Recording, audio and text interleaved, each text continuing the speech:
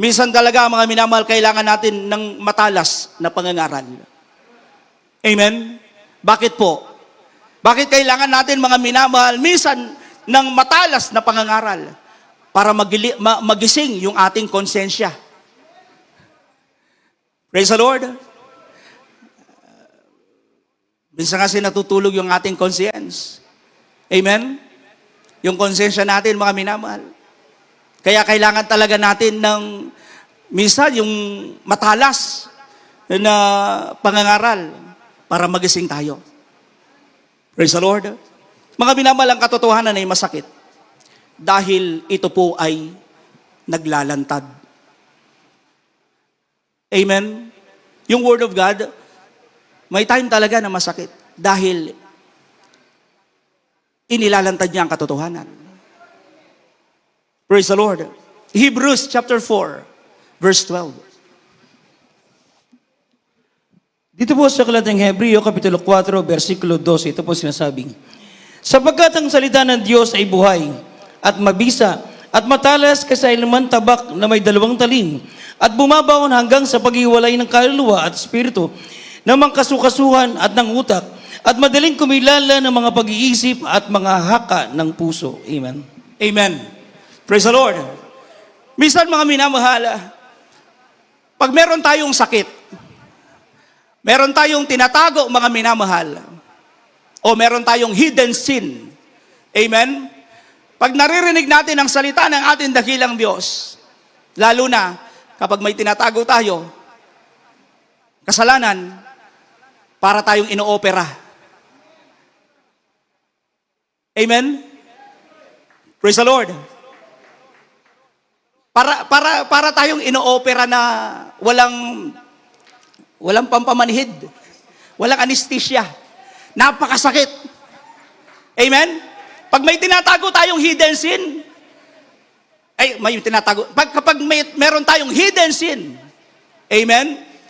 Pag may mga minamahal, meron tayong sakit na dapat gamutin, mga minamahal, through Word of God, talagang para tayong inoopera ng mahal na Panginoon.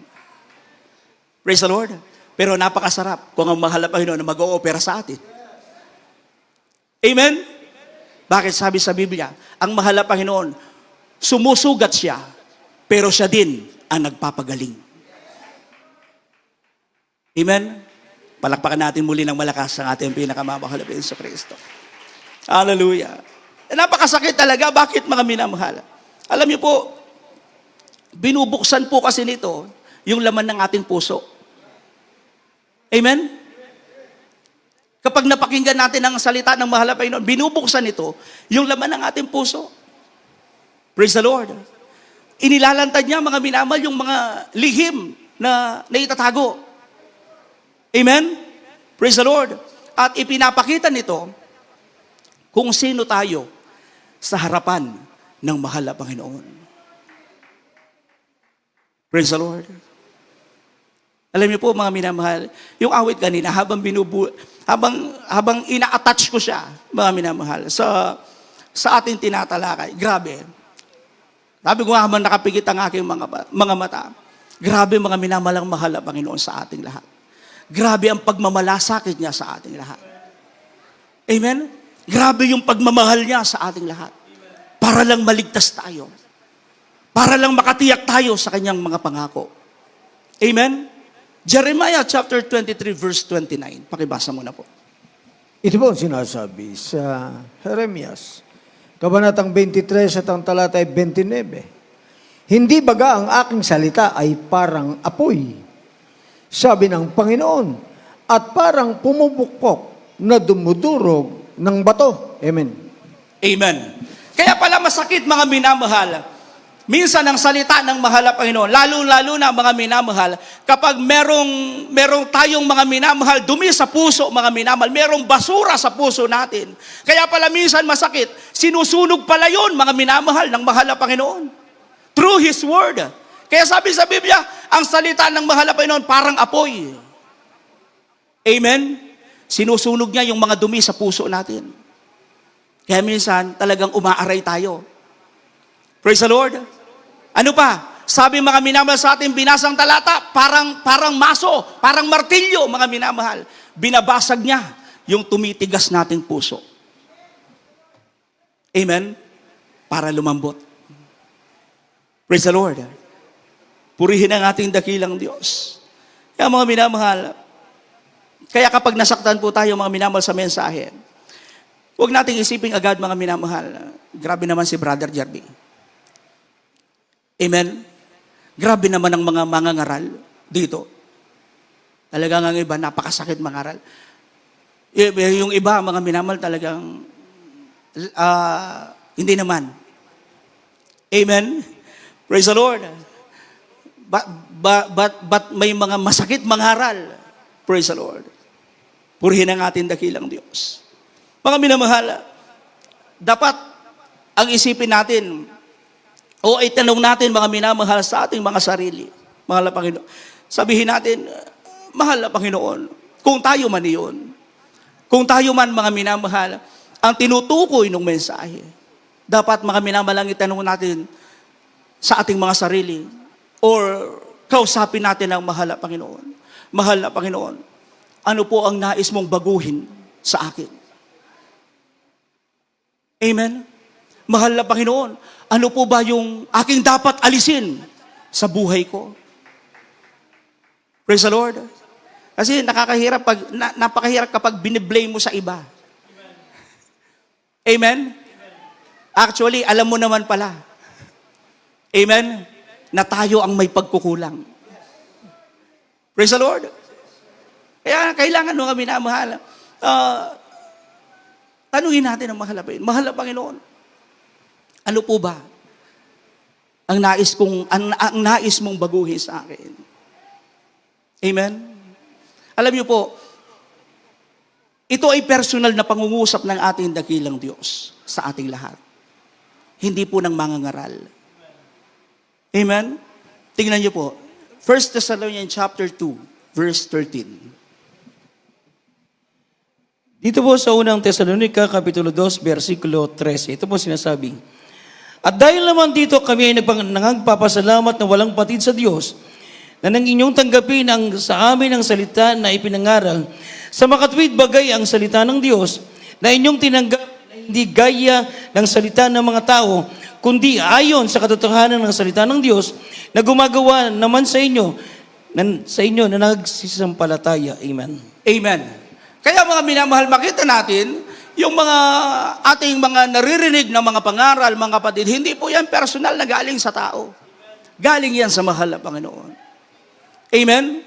Kaya mapalad tayong lahat, mga minamahal, dahil tayo patuloy na kinakahabagan ng ating dakilang Diyos. Alam niyo po mga kapatid, kapag ginawa po nating personal offense, mga minamahal, yung pakikinig natin ng salita ng ating dakilang Diyos, amen?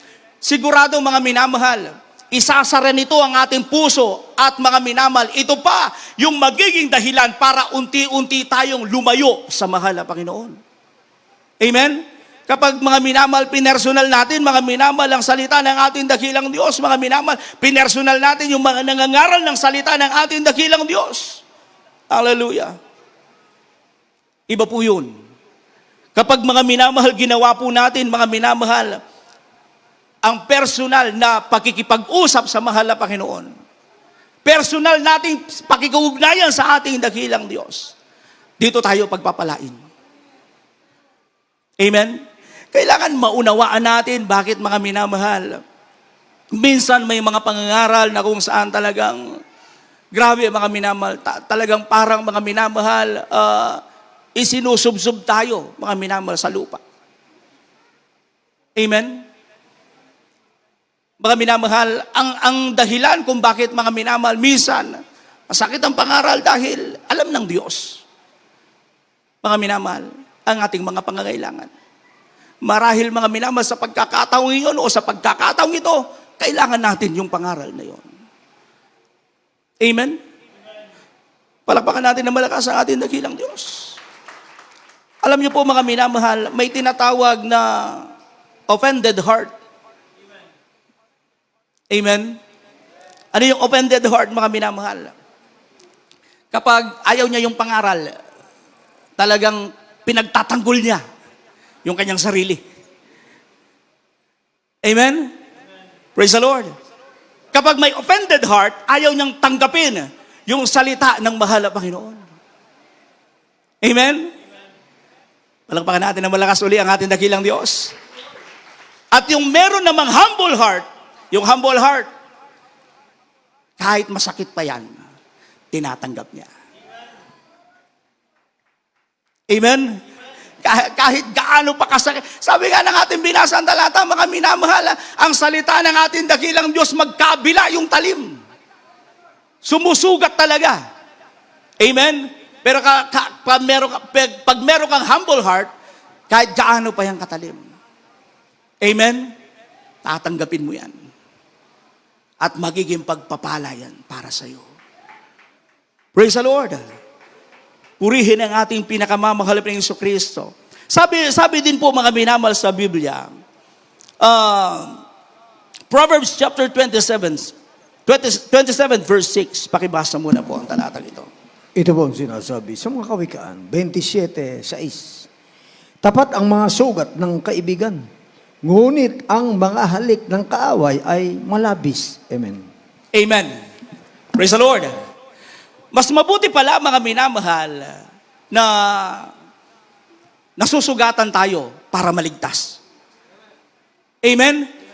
Kaysa pinupuri tayo mga minamahal ng ibang tao at yun naman ang nagiging dahilan para malayo tayo sa mahal na Panginoon.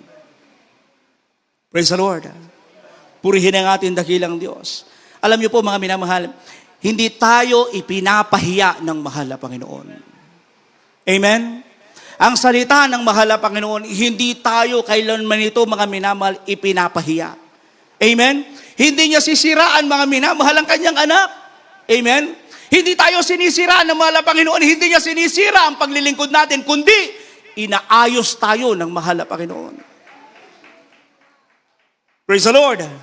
Inaayos tayo ng ating dakilang Diyos. Kaya makita niyo mga minamahal, sa ating binasang talata, sa ating unang talata mga minamahal, ang katotohanan ng siyang magpapalaya sa atin. Amen? Praise the Lord. Ang katotohanan mga minamahal, ang layunin kung bakit mga minamahal, ipinapangaral ang katotohanan mga kapatid, hindi para i-condemn tayo. Amen? Hindi para hatulan tayo mga kapatid.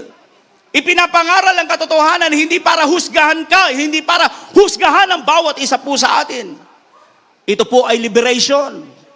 Amen? Para tayong lahat ay mapalaya. Praise the Lord. Ang Word of God, mga minamahal, tandaan natin, kapag tinanggap natin ito, mga minamahal, tinanggap natin ang katotohanan, ang sabi mga minamahal, napuputol ang kasalanan. Amen? Hindi na siya magpapatuloy kapag tinanggap mo ang katotohanan, mapuputol na ang kasalanan. Amen? At magpapatuloy ka sa katotohanan. Praise the Lord.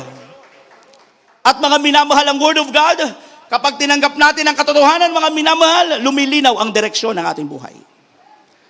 Gumagaan ang ating kalooban. Amen? Praise the Lord. Nawawala yung mga minamahal, bigat sa loob, bigat sa puso, bigat sa kaisipan, mga minamahal. At lumalalim ang ating relasyon sa mahal na Panginoon. Purihin ang ating dakilang Diyos. James chapter 1 verse 22.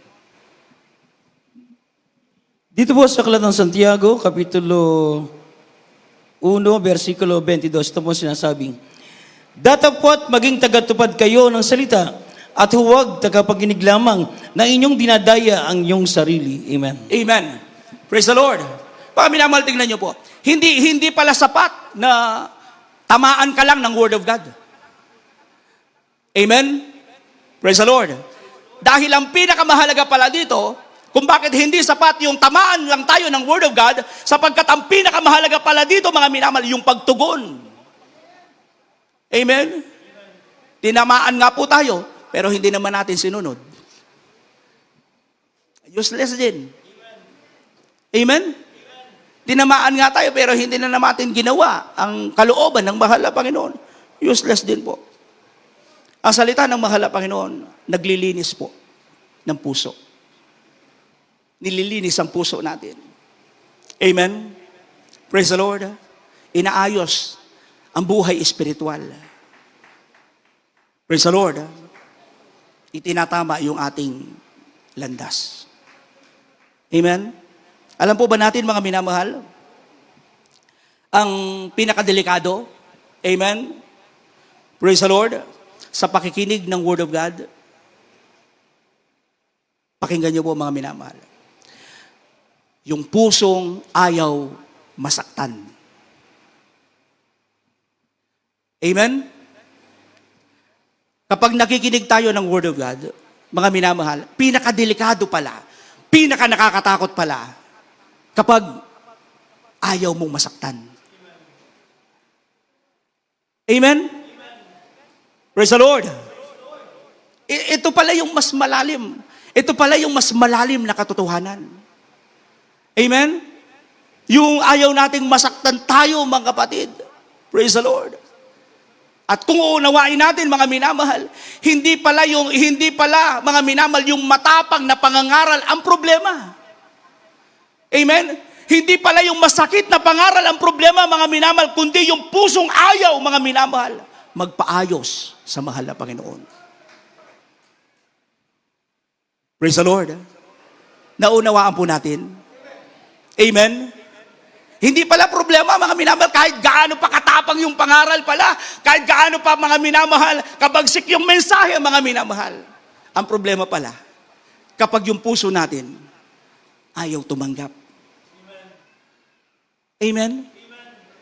Kung inaayos tayo ng mahal na Panginoon, yun ang problema pala, mga kapatid. Purihin ang ating dakilang Diyos. Hallelujah. 2 Timothy chapter 4, verse 3.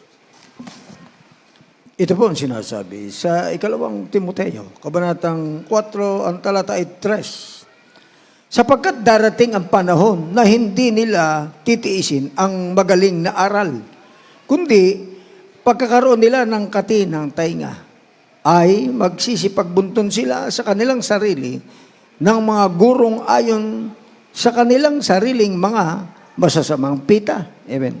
Amen. Tayo po, mga kapatid, ay nasa mga huling mga panahon na. Amen? We are in the last days, mga minamahal. Sabi sa ating binasang talata, ulitin lamang po natin, sapagkat darating ang panahon na hindi nila titiisin ang magaling na aral, kundi pagkakaroon nila ng katinang tainga, ay magsisipagbunton sila sa kanilang sarili ng mga gurong ayon sa kanilang sariling mga masasamang pita. Amen? Naway, mga minamahal, wala po tayo, mga minamahal, sa sinasabi ng banal na kasulatan na pagkakaroon ng katinang tainga. Amen? Praise the Lord. Baka meron na po sa atin dito, mga minamahal, meron ng pagkakaroon ng katinang tainga. Nakakatakot pala yan. Amen? Ayaw ko kasi ayaw ko yung pangaral niya. Masakit. Gusto ko kay brother. Amen? Kasi masarap siyang mangaral. Praise the Lord. Amen? Matamis ang kanyang pangaral palagi. Amen? Praise the Lord. Palaging may gatas yung kanyang pangaral, mga minamahal. Hallelujah. Ito po yung sinasabi ngayon ng banal na kasulatan. Kapag nagkaroon tayo, mga minamahal, sa huling panahon, ang sabi ng Biblia, mangyayari at mangyayari talaga, may mga Kristiyano, mga minamahal, magkakaroon sila ng katinang tainga. Iiwasan nila ang totoong pangangaral. Iiwasan nila ang mga masasakit na pangaral. Amen? Nawawala sa atin, mga minamahal, ang mga ganong Kristiyano. Praise the Lord. Sapagkat sa huling panahon, mga minamahal, may mga mananampalataya. Ang gusto lang na pangaral, yung magaan. Ang gusto lang na pangaral, mga minamahal, yung nakaka-good vibes, masaya. Amen? Praise the Lord. May iba, mga minamahal, ang gusto lang na pangangaral, mga minamahal, na kung saan, mga minamahal, masaya lang. Pagdating, mga minamahal, yung pangangaral na may katotohanan, mga minamahal, yung katotohanan, mga minamahal, na kung minsan ay masakit, mga minamahal, iniiwasan natin. Praise the Lord. Amen? Pakaisipin natin ito. Mga minamahal, yung katotohanan na iniiwasan natin ngayon, magiging problema natin yan bukas.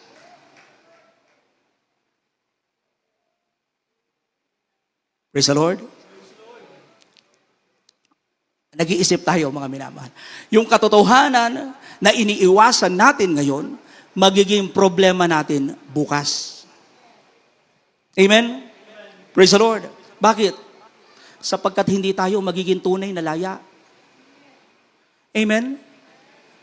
Kahit mag-pretend tayo, mga minamahal, okay tayo ngayon. Pero mga minamahal, nakikita ng mahal na Panginoon, yung puso natin, nakakulong pa rin. Ayaw nating palayain. Amen? Ayaw natin tanggapin ang katotohanan, mga minamahal. Praise the Lord. At baka hindi lang bukas nating magiging problema, baka magpakailanman pa siya. Bakit? Kung bukas, ngayon, bumalik ang mahal na Panginoon. Amen? Ayaw natin tanggapin ang katotohanan. Praise the Lord. Para mapalaya tayo. Sabi sa Biblia, ang Diyos hindi po nagbibiro. Seryoso ang mahal na Panginoon sa ating mga kaligtasan. Praise the Lord. Amen? Kaya mga minamahal, bago tayo magtapos, mula ngayon, hallelujah, yung salitang mga minamahal, pinaparinggan, amen? Pinaparinggan ako. Praise the Lord. Pwede po ba mga minamahal, palitan na po natin? Amen? Pwede po ba mga minamahal, alisin na po natin mga minamahal yung salitang yun na pinaparinggan ako? Amen? Anong ipapalit natin mga kapatid? Pwede po ba palitan natin? Kinakausap ako ng mahal na Panginoon.